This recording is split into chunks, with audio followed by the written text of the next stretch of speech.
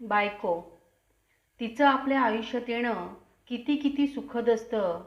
या नात्याला श्वासांशिवाय दुसरं कुठलंच नाव नसतं. एका सुंदर क्षणी आपल्या घरामध्ये येते ती. तिचं अख्खं आयुष्यच आपल्याला भेट म्हणून देते ती. किती सहज बनवत जाते ती प्रत्येकाशी नातं. बघता बघता अनोळखी घर तिचंच बनून जातं. सुखामध्ये दुःखामध्ये तीच सोबत असते ना. सगळं सहन करून ती तुमच्यासाठीच हसते ना. सकाळपासून रात्रीपर्यंत राबत असतात तिचे हात. सासू सासरे मुलं घर सतत असतं तिच्या मनात. चहा दूध नाश्ता डबे आंघोळीला गरम पाणी प्रत्येकाची कामे करून तिची मात्र मधाळवाणी. सगळ्यात शेवटी झोपते ती सगळ्यांच्याही आधी उठून.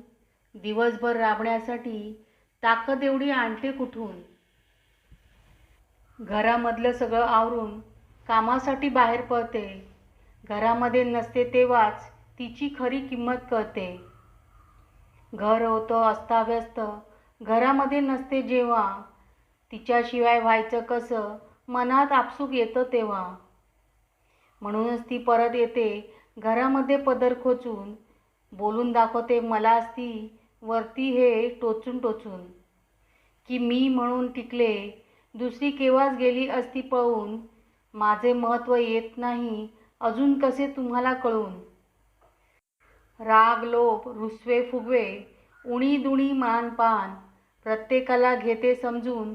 जुळवून घेते किती छान. थकून भागून आल्यावरती हसून चहा देते आणून.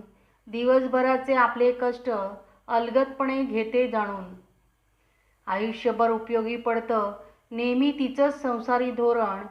म्हणून प्रत्येक घरात सजतं बायको नावाचं मखमली तोरण. ती आहे म्हणून आपल्या घरादाराला किंमत. तिला विरोध करण्याची इथं कुणात आहे हिंमत. कुठून येतात आयुष्यात आपल्या इतक्या समजूतदार मुली. उगाच नाही म्हणत घरोघरी मातीच्या चुली. क्षणांची ही साथ नव्हे 7 जन्माची ही सोबत असते. नवरा आयुष्यभर नवराच राहतो. नवरी मुलगी मात्र बायको बनते. कविता आवडल्यास लाईक शेअर आणि सबस्क्राईब जरूर करा आणि कमेंट नक्की करा. धन्यवाद. श्री स्वामी समर्थ.